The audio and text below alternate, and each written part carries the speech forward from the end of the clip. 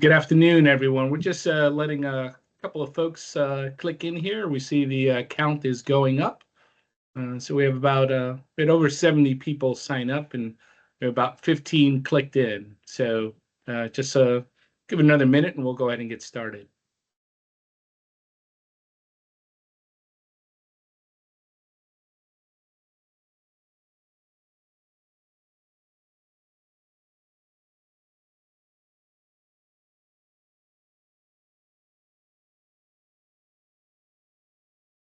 All righty. Well, we'll be sharing a link to the video when we're done, so folks can continue to kind of sign in. Good afternoon, everyone.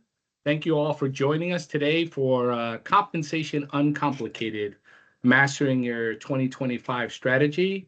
We're gonna have a little fun this afternoon and start with some myth busting, and then jump into the core content of the presentation. Talk about what you signed up for to hear about. As we're going through the presentation, wanted to let you know we've set the content up to leave quite a bit of time, probably 15-20 minutes at the end of the presentation to just kind of have open mic Q&A. So as we're going through, please drop your questions in the chat, and we'll come back around full circle at the end of the content and just spend some time going through answering as many of the questions as we can.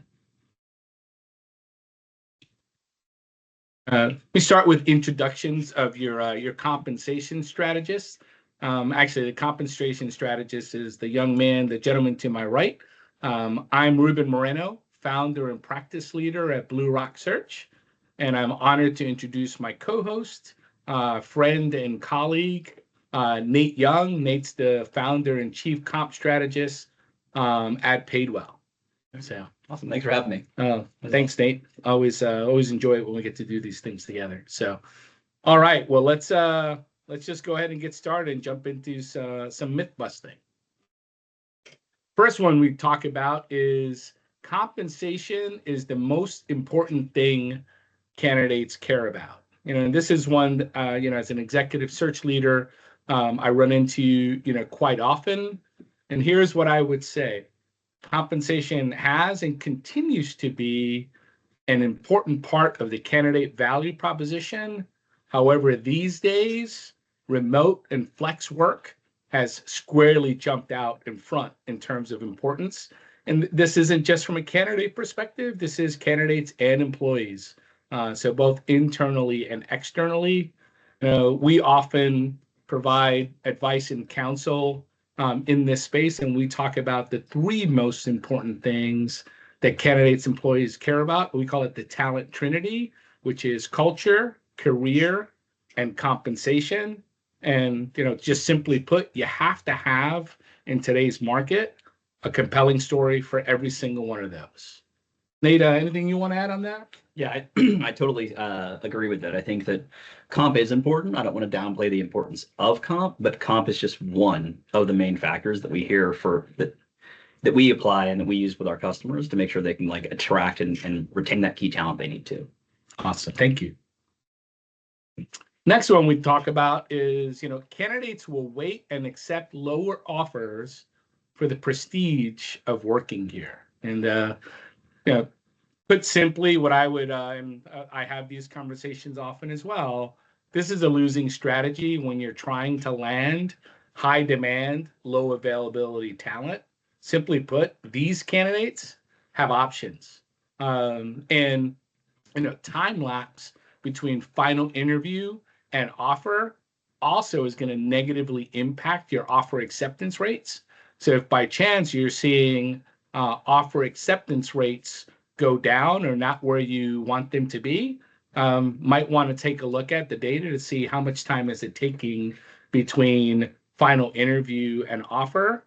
And the other piece on this one is, I think brand pride, right? We are proud of the work we do and the culture that we have built at our organization. That's an awesome thing. That's a great thing. In fact, that's where we should start. The big difference between that and organizational arrogance, which is, you should consider yourself lucky to even be considered for an opportunity with our organization. So just really understanding, fundamental difference between the two. Nate, your thoughts? Yeah, I think this is one that I would probably think about, like real world examples of some of the most prestigious companies that people can talk about or think about to go work for. They're not necessarily they don't come to mind because of their pay. They may also happen to pay really well, but that's not true for all of them. And a lot of times it's more about what you can learn, the kind of work you can do, the impact you can have, and those sorts of things, not just the comp. Awesome. Thanks. Nate, I'm going to hand it all over to you for this next one. Yeah. So this is one that, in terms of the over under here, we hear pretty frequently as an older habit, and this is one I think we should absolutely break, and that is that we should make lower offers and make candidates negotiate. We recommend typically not doing that. What we'd actually recommend you do is pre-close a candidate or an employee if they're being promoted or transferred to get a sense of what their expectations are, thinking about what resources you have available, right, in terms of what offer you can make. And every time that you have the ability to do so, we recommend doing your first, best, and final offer in one go, right? And the one, it saves time, it creates higher quality outcomes. The person's going to be able to get right where they need to or not, very quickly. But it's also the first step you may be taking with a relationship with a new team member. And we always want to ask, do you want the precedent to be that they know now that to get more, they have to fight for it? And is that the step you want to start off on the first step of the journey with this team member on your team? This is not the best thing to kind of start off that relationship, and may even make it a poor outcome both for you and them. But at the end of the day, if that's what you want, by all means, stick to your own ethos and your own philosophy of how you want to approach this. But for most folks, really reflect on how you want this relationship to start. And if you can go to first, final, best in one go, save yourself time, get the hire you need, and be extremely straightforward with your communication with a new team member, we recommend you do that. And I'll tell you on this one, most of the search we do is helping our clients hire HR executives, and so we talk about first, best, final with our clients, and we also tell our candidates as we go through our pre-close process that is the approach that we're going to take. So we always highly encourage that, and particularly in the HR culture, and environment, we advise our clients, a good HR person, will know within about their first hour of employment what that package was. So, it's really about putting your best foot forward on the way in.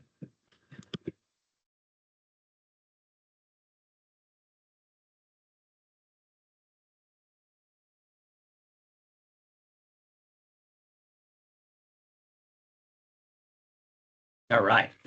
This next one is one that I think is one that's been during my career has been a pretty major change. And this is one I would say the myth here is that a candidate's salary history is what determines their value. And I would say, in short, without grossly oversimplifying this, no, right? Not only is this probably not a good idea in general, but it may even be illegal, and depending on where your candidate is or where your offer is. And we recommend getting out of this habit because there are not only more compliant, but also just more effective ways to get what you want here. And instead, we recommend asking questions like, "Hey, what are you looking for in terms of the comp package for your next role?" Or, "Hey, based on what you've heard about the company and the job we have to offer, what do you think what kind of offer do you think we would need to make to get to a yes, to get you to say yes right away?" And the last thing of this is, like, frankly, this is just like not to be overly pragmatic here, but like what folks currently make doesn't matter.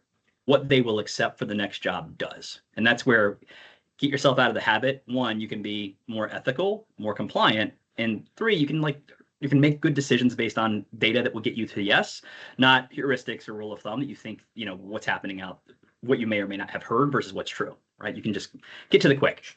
Yeah, and Nate, on this one, we talk about this often on the executive search side, and kind of our motto internally is we talk about comp early and often, right? There's this misnomer that says we can no longer talk about comp. It's illegal.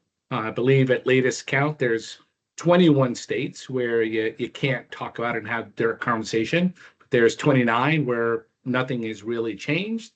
So both on the candidate side and the employer side, we start at the very beginning so that when we get to the finish line from an expectations management standpoint, we're within the target range.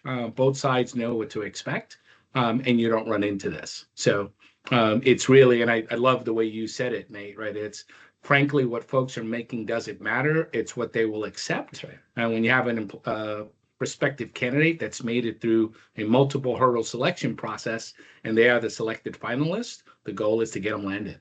That's right. All right. So this myth here is that, we don't need to worry about pay transparency until we're required to, right? And this is one that, like, I reserve the right to be wrong here. I've been wrong before. It'll happen again. This is one that I could be wrong about. I'm okay with that. But I personally don't believe pay transparency is going away. I think it's a question of when, not if, and then to what degree is transparency going to be required. And the key thing for me is to think about setting ourselves up for success here. And the best way we can think of that I would recommend you can prepare for pay transparency is just focus on your foundations, your fundamentals, those things like having set standards, executive alignment, visibility to begin that alignment work so that, if you are legally required to be transparent about your pay, you've got your side of the street clean to make sure that we've brought people into band, that we have clear standards and that sort of thing. But if you do that, and let's say pay transparency, let's say I'm wrong, pay transparency isn't something that's going to be inevitable and is coming.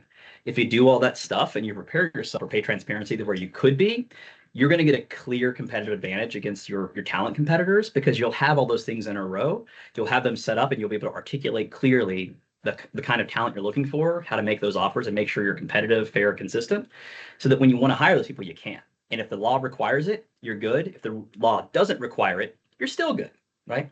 Absolutely. Well, look, the way I look at it, whatever you can do in today's, tight labor market for that, high demand, low availability talent that gives you that upper edge, the competitive advantage, always going to recommend that. That's right.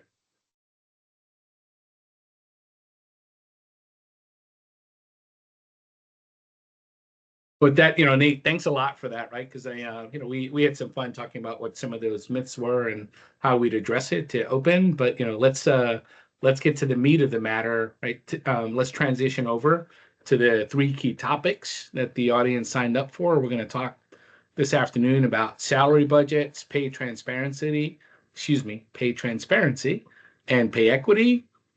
Really looking forward to hearing your wise counsel and how these mistakes can be avoided with the right planning and preparation. Sounds good. So let's go right into salary budgets. Yeah. All right. So this is one that could be pretty straightforward. However, like these are a few resources, a couple resources I like to use. Some other ones you may want to consider might be Mercer, Radford, Culpeper, Deloitte, you name it. But for estimated pay movement, this is a really important thing to flag. You may be hearing, depending on who you talk to, things are cooling down. That is true. But what you can see here for the past 3 years, pay movement in the market, so what companies budget for their salary increases next year, has gone down. And what we're expecting next year for 2025 is somewhere between 3.8 and 3.9% for the US. But just know, for most of my career, at least early on, the normal numbers might be anywhere from 2.9 to 3.5%. We are not in situation normal. And that's where I would say, hotter market, inflation, there are a variety of good and bad reasons for why pay movement is what it is. But it's really critical to base your salary budgets on real market data so you're not caught next year without a budget to make the hiring, transfer, promo decisions you need to make. And that rule of thumb of blanket 3% will not work if you're going to want to stay competitive. Granted, everyone has budget constraints or not, but the key thing of that is, do the best that you can. But at the end of the day, if you're doing it based on a heuristic or, you're listening to the wind or whatever the case is around, hey, we think this thing is happening, that's when we'd say, if you can make decisions based on data, let's do that. And finally here, this is another one common thing we might see with customers is we set that budget for salary increase next year. We're going to set 3.9%. That's what Willis Towers Watson or World at Work or Radford or any other companies tell me to do. I'm going to do that. But then we might not account for things like market adjustments. So things like, hey, we implemented a new pay program. We still have team members maybe below band. We had folks that maybe we promoted them and we didn't have the budget to get them into the band where we wanted. And that's where you might need to make market adjustments. There's a variety of these, but keep that in mind when you're setting your budget, is you might want to also adjust people independent of a normal merit process. And the last two we see are pretty common. One is extremely common, and that's promotions. Promotions in most merit cycles, if you do promos when you also do your compensation increases, they will eat up most of your budget, because not only is the person getting a raise, they're probably skipping an entire level, right? Or pay grade or whatever the case you've got. And that promotion bid is one that not including those in your budget can really harm you. And it can take away from resources that you might want to allocate towards merit, pay for performance, market adjustments, and other pieces. So if you account for these up front, you can avoid that. And the last thing here, just double clicking on that pay movement, pay data topic, is we really recommend not taking the peanut butter approach, not just to give everyone, avoid giving everyone the same increase, but also think about your jobs differently. And this is where we'd say at least once a year, check your benchmarks, check your bands, because you may want to double click on a specific job to say, hey, this job here may be cooling down, these jobs here may be moving up, and you could be over or under spending at that competitive level, still be competitive, and you won't know. And that's the really key thing to keep in mind, is you want to tune those pay bands and pay grades at least on an annual basis, or at least evaluate to tune those on an annual basis to make sure you're not lagging or leading on any particular jobs. Awesome. Talk about switching over pay transparency, right? Lots of conversations about this these days. Yeah. So this is one, like I said earlier, I think this is one that playing to win rather than playing not to lose is the strategy I would take here. And if you're playing to win, the key thing of this is I want to be great at recruiting. I want to hire the best people that I can. I want to be great at keeping people, right? I want to make sure that my key talent stays in my business and they do the best job they can. If that's the case, you see this map, you may not have a choice for what you tell people, right? In terms of what you share, what you put in job postings, that sort of thing. But pay transparency is expanding. There are several states you can see here that already have things on the books, some that are, maybe moving into the books, right, in legislation. And this is something we expect to continue over time, even if by degrees. But just to really take this one home is if you do the work so that you can be transparent, especially in any of these states, one, you're going to be compliant. That means you can share your pay bands, you have them developed. And if your team members see them and you've done the work up front, you've got that piece set aside. If you don't do this work and you don't have those foundations in place, and then you're required to disclose that by law anyway, you could put yourself in a position where, we could have thought ahead and gotten these things done. And this is the part for me that's really important, is that you can prep for pay transparency now, have those great foundations. And if pay transparency doesn't, for whatever reason, get to you, you're still good. You've not overinvested here. And these are a few things I'd recommend, maybe just taking a look to think, how can I prep for pay transparency? And it's really about building those strong foundations. And one of my favorite quotes here is, if we have data, let's look at data. If all we have are opinion, let's go with mine. The first tip we recommend here is build data-driven budgets. So picking 3% because of what you did last year, bad idea. Picking 3% because that's what your market data tells you should, based on what we're expecting here, you can be competitive by budgeting this amount. Great idea. And that's where the budgets we have set up may be insufficient to get the work done we need to get done. And that's where it's really critical, especially this time of year for most of our customers. Think ahead, get that data, get those budgets set aside so you can really focus on getting that work done next year, and you can afford to do it without breaking the bank. Next, I'd say these fundamentals. These are things that fundamentals, right? Not to sound too much like Lombardi here, but I think at the end of the day, this is one that where it comes down to it, is that having that career framework, having a clear comp philosophy that articulates what and how you want to pay for, having your leadership have command of that message and be aligned on this is how we do things, and then clearly communicating it, that's what to do. And I know that sounds silly. I know I may be, Nate-splaining here, but at the end of the day, this is something that's really critical. The best way to be good at your game is to have strong, fundamentals. And the last piece here is communicate, right? You've done all this work. You've got all these things together. You've got the right things built into what you do. Your program is only as good as your team members understand and it's communicated to them, right? So having that talent trinity that you mentioned earlier, I love that concept. And it's that career development, lifestyle and culture, and total rewards, having those things lined up, articulated well, that clearly, this is what your business wants to value and how you value things, getting your leadership on board with that and giving them the tools and enabling them to communicate it, right? That right there is like chef's kiss for how to kind of seal the deal on getting these foundations in place, making sure people know about it, and then having them feel it and know it. Awesome. Love this topic, Nate. We talk about this one often, right? So just let's talk about blending pay equity and performance-based pay. Yeah. So this is our whole shtick at Paid Well. For us, we want to do performance-based, equitable, consistent programs, right? And these quadrants that you see here, it's a little oversimplified, but This is meant to guide us conceptually. And the way this works is brass tacks. What you want is your best paid, lowest performing people to get less of your budget. You want your lowest paid, best performing people to get more of your budget. Right. And I could go way down the rabbit hole on this topic and talk about, pay for performance matrices and algorithms and all kinds of other things that we may have developed to kind of go at this. But I think philosophically, whatever level of sophistication that you're at, if you go into it with this mindset, people who are further from their target, who are better performing, should get more of my budget. And people who are lower performing and higher paid should get less of my budget. That's the way to go. And if you really nail this, this gets you out of the business of managing that pay equity separately from your pay for performance and those sorts of things. What it does, it gets you in the business of managing performance. Because if it gets you out of managing comp and pay equity as a discrete thing and you're focused on performance, the outcome will automatically be there, right? You can achieve pay equity and pay for performance by focusing on that performance piece if you link them this way. And it also helps you make decisions. Makes what raise do I give someone gets way easier if you have a matrix like this to guide your decisions. Awesome. I love this one. We talk about this one often. Bring us home, Nate. Just kind of key points, key takeaways. Yeah. So this is for me really three main things.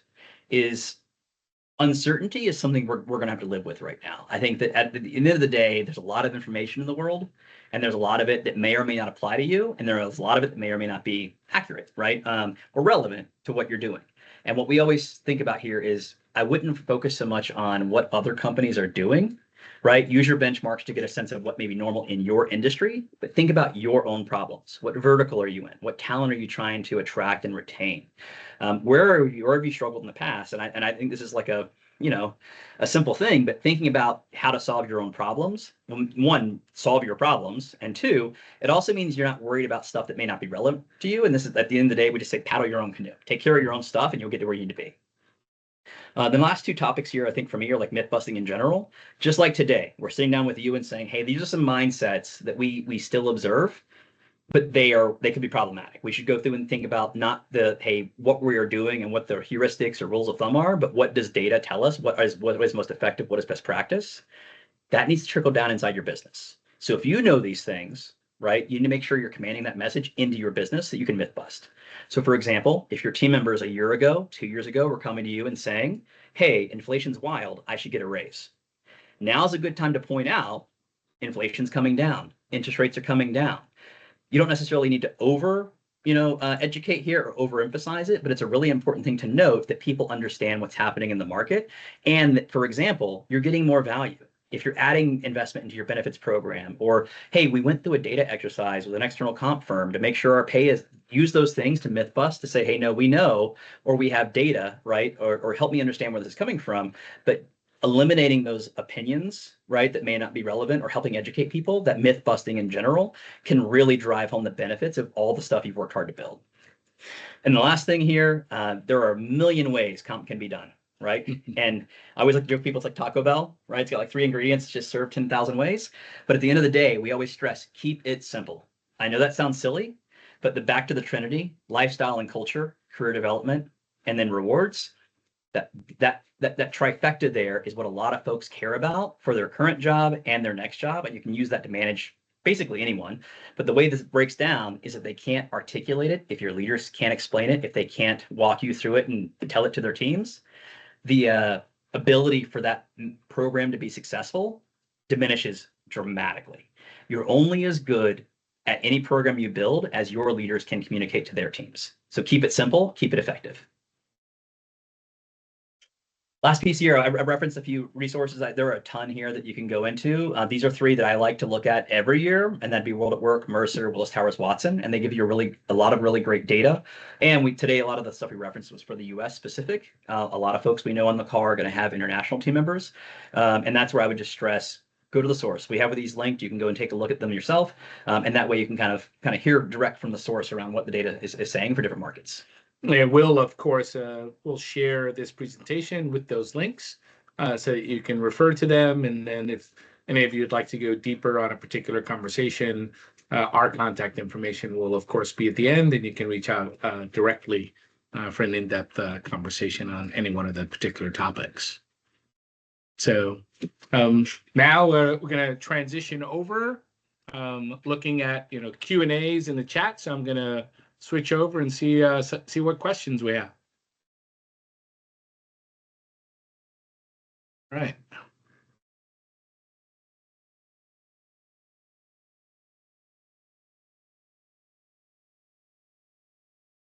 Chat.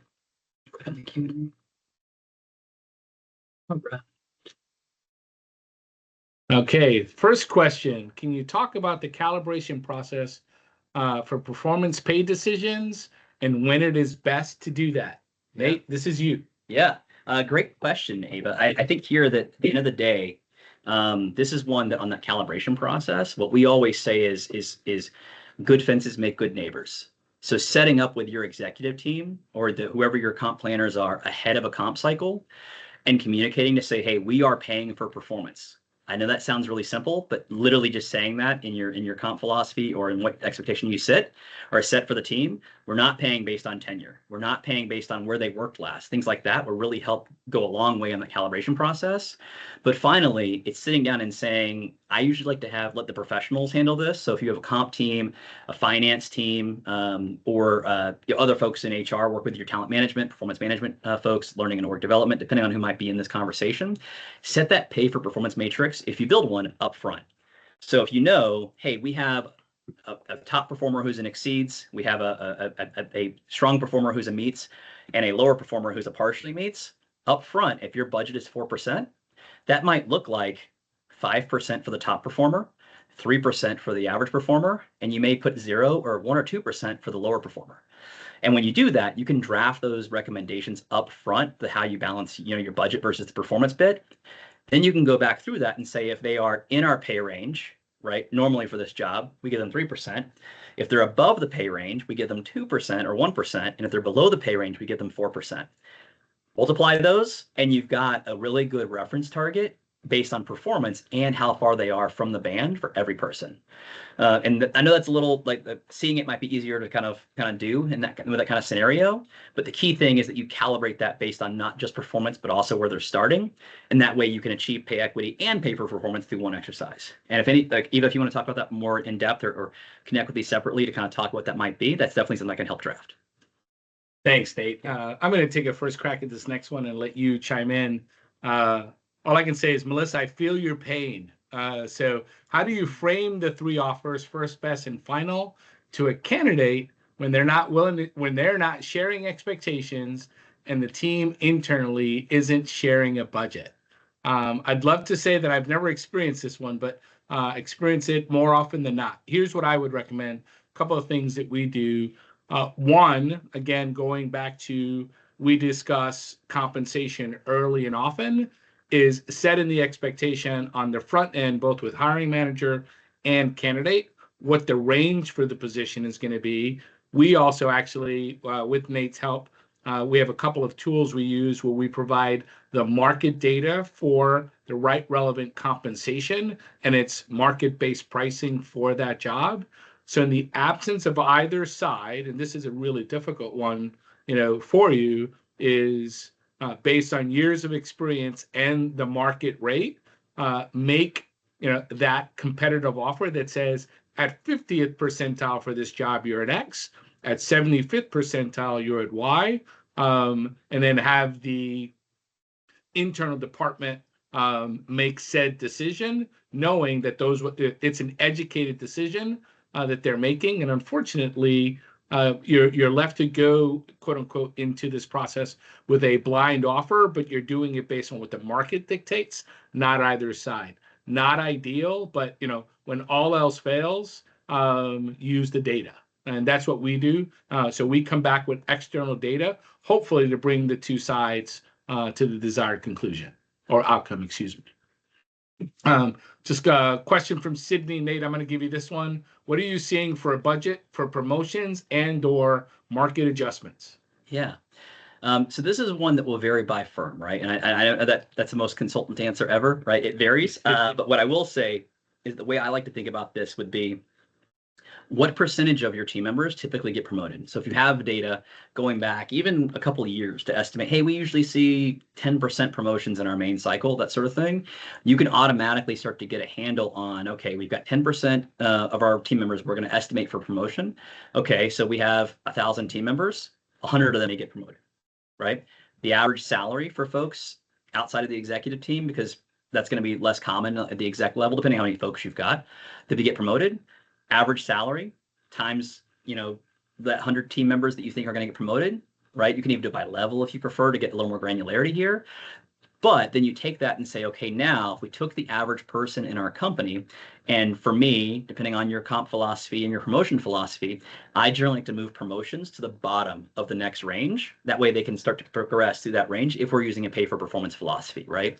So if that's the case, average salary, average person distance and percentage from the bottom of their next band, which may be if you have ranges that are 15%, 30%, that sort of thing. That's where you can then say 7%, 10%.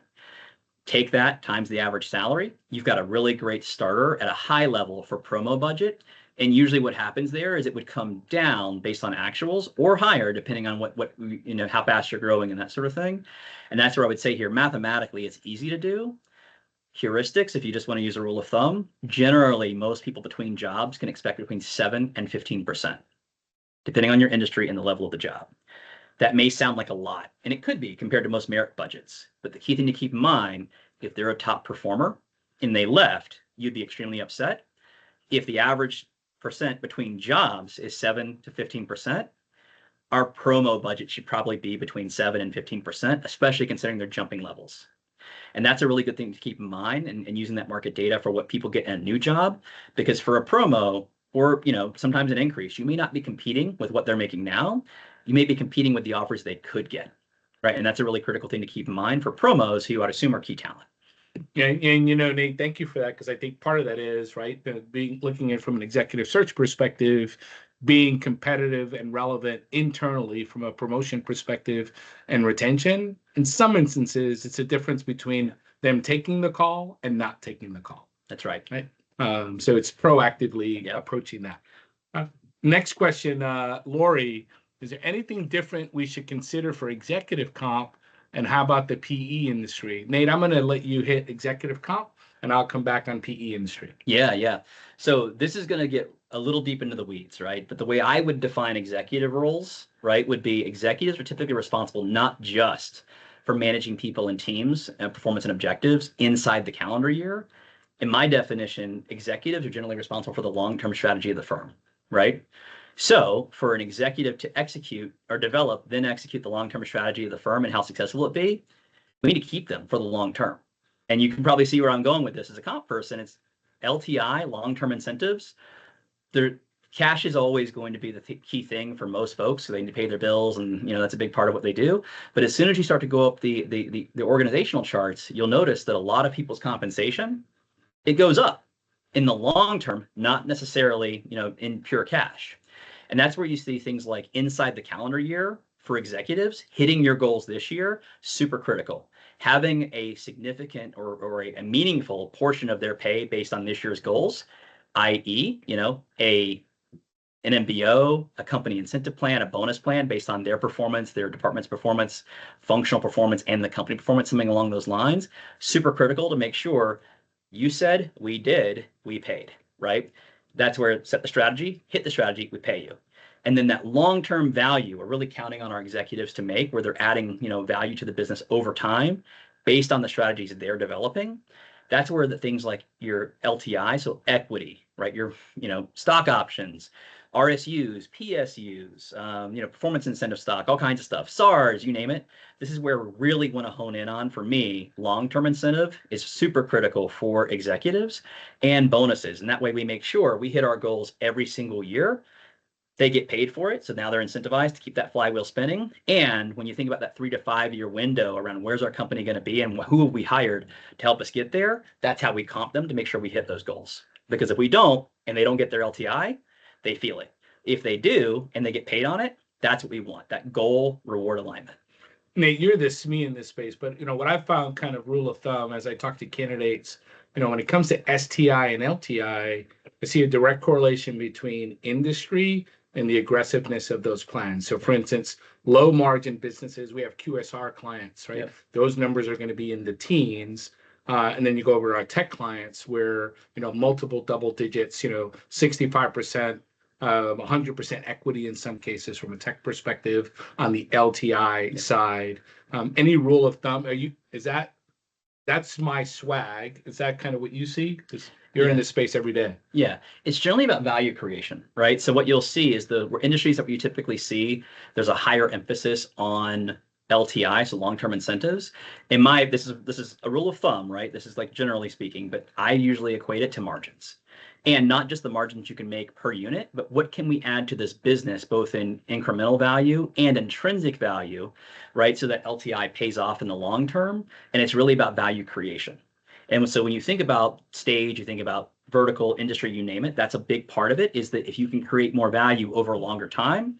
And back to Lori's question, not to dodge the second part, PE industry, so private equity in general, VCs, and those sorts of firms, a lot of times it's not about where the business is, it's about the value you can create over the long term. And that's what I would say here. You're going to see this even more true for companies like that or firms like that. And if you were talking about working directly for a PE as opposed to one of the portcos, this is where I'm sure you know this, but at the end of the day, that's where you see even more emphasis on LTI, long-term incentive for things like carry, right? So when you have that like in-firm carry around how the funds are performing at working in PE, that's where you can really see a lot of really big value created for the person. But usually those are going to pay out over 8 years, right? And that's a really key thing to keep in mind, which is LTI. We're not talking about someone who is trying to make a buck in the next 6 months.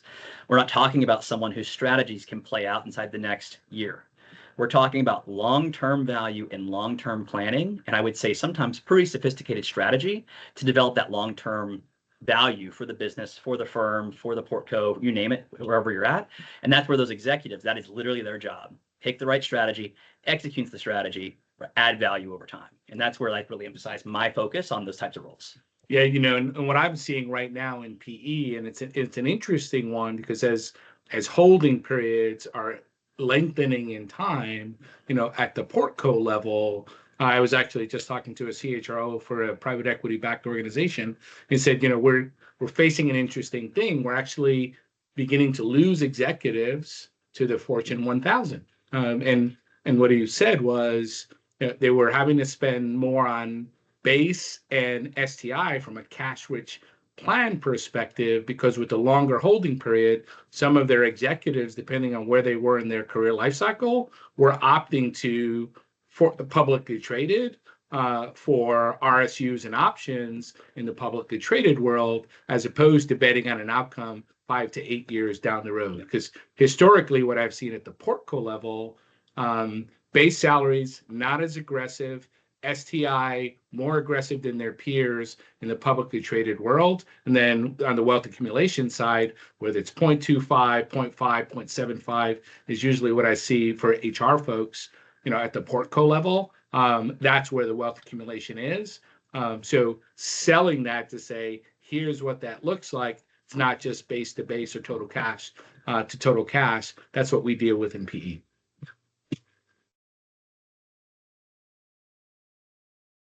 See if we have any more.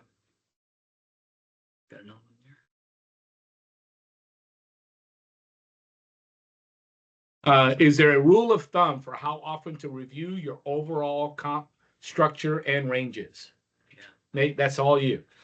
Yeah. So this is where I would say that at the end of the day, this is one's going to be, it's going to be true to you, right? And thinking about like what the answer is here. However, I would say if you have the resources to check at least twice a year, I would. And this is a really critical thing to flag. It's the same thing for evaluating your employees' compensation. We are not committing to giving everyone a raise, and we are not committing to overhauling all of your comp structure and ranges every single year or twice a year. What I would commit to is evaluating and checking to see if you should make a change. I personally don't like to update comp structures too much. Like a big part of our philosophy is to start with a strong fundamental program that can scale. And that would be, hey, you can build something that you can update base, bonus, equity, exec comp, you name it, every single year until you hit the scale you want to be at. What I'd rather do is set up a really solid base salary structure and a bonus program at certain levels that we can expand later. We can raise the targets, we can expand eligibility, all that kind of stuff. Not changing the structure, doubling down on the structure. Updating structures completely would be things where I would go back and look at, one, how are we currently implementing it? What is it based on? And if you can check all those boxes, hey, we're implementing it perfectly. The targets are not, are correct. We can go look at benchmarks in our market, at our, in our vertical, at our revenue, at our headcount, whatever the case would be. This is what we're seeing.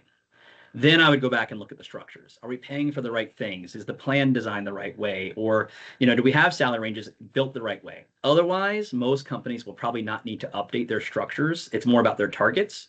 If you're starting off with what is best practice or what you think would fit to solve your own problem. And the last part of this, if you're not sure, pull in an expert. You can have someone like, myself or, Ruben, has his team as well to sit down and say, hey, we're taking a look at these things. What gaps do you see? And generally what I see with most of my customers, it's either one of two things. It's they're not offering something they should, meaning, hey, we have an executive role that's only offering base and bonus, not equity. That's something, if you want them to focus on long term, compensating them for the long term is pretty typical. Or what we see is we have the right structure, we don't have the right targets. And that's where you want to check your benchmarks and your data to make sure that you can pull those in place. Awesome. Thank you, Nate. Yeah. Melissa, thank you for this question. I'm excited to have Nate answer it because it feels like a stumper. So what recommendations do you have for a national organization that has staff across multiple states? The perception of staff can be challenging when you practice pay transparency. Any suggestions, Nate? Yeah. So a couple things here. This one's got a couple layers to it. But I would say back to our question around, or the quote here around, if we have data, let's look at data. If all we have are opinions, let's go with yours, Melissa, is what I would say here. But the short of it is literally just to say, hey, let's go pull some data. Let's get a sense of what states we have folks in, not just what states, but also what cities we have those folks in. A lot of cities can be very different than the states that they're located in. And there are really two things here, right? It's about competitiveness, and that's where you get your data. Are we paying competitively? Do we have pay bands that are based on our industry that are competitive? And if you go look at that data and you see it, and then you can double down on that by going into, are we losing people, right? Are they quitting? And that sort of thing. If you're not losing people and you're filling your recs and your pay data says you're fine, you're probably fine, right? You can still lose people, and you can have team members that are still upset with you and still think they're underpaid. All of those facts aside, back to my comment earlier, the two things we think about here are going to be communication and what I would call like command of the message or manager enablement. If you're paying fairly, you have a comp structure, you have internal mobility, all these things, but my manager isn't telling me that because they don't know and they haven't been told what they can or cannot talk about, which in comp, there are a lot of buzzsaws. And sometimes a manager may not, hey, let me go grab HR, right? They may not want to have that conversation. And that's where what I would say here is that you want to enable your leaders to have that conversation at the level they need to have it at, to the extent you're comfortable with them having it. A lot of times when we see that multi-state, we're not paying competitively, people have perceptions. Sometimes we have a customer who's not paying well. However, I too tend to believe that that's usually by role by level. The market's going to bear what the market's going to bear. If you're recruiting people and you're keeping people, more than likely, it's about the team members on that team not knowing what they have access to. What benefits do they have? What about their PTO? What about their education tuition reimbursements? Do they know that you've benchmarked these jobs and you have data to indicate, what's happening here? And the last part of this for me, and this is where I said earlier, I always try to, I reserve the right to be wrong. I also reserve the right to get smarter. Learn from reality. If you're sitting down with your team members and they're all telling you your pay is bad, your data source says it's good, and you're losing people and you can't keep them. If you raise the pay by $1 or whatever their job is, right? I'm grossly oversimplifying here, but if you increase that pay to the extent that you think you can make those team members happy, what have you lost? Right. From a budget perspective, from a retention perspective, if keeping those folks, erodes your unit economics or margins or something similar, right? But you keep producing, you keep doing the work you want to do, and more importantly, if it is a fact that you would lose people otherwise, you may not have a choice. Right. Yeah. Well, I just switched over to our thank you slide. So you'll see our contact information, both for myself and for Nate. Nate, first let me start. That's great. By thanking you. I love it when we get to do these things together, for being my co-host. Always a pleasure. And to our guest, thank you very much for your participation, the questions at the end, and then really hope you got something out of it. And you'll join us the next time. We'll be sure to send you the link so you can refer to the information in the future. Thanks again. Enjoy the rest of your Wednesday. Thank you all. Appreciate you.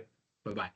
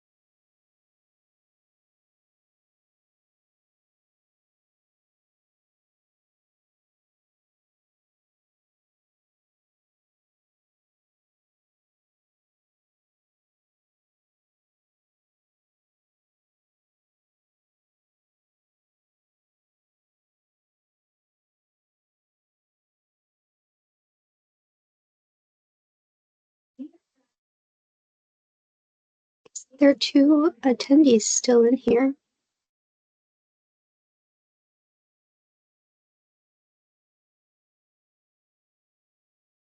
I need to end the meeting. Leave. End meeting. There it is. There it is.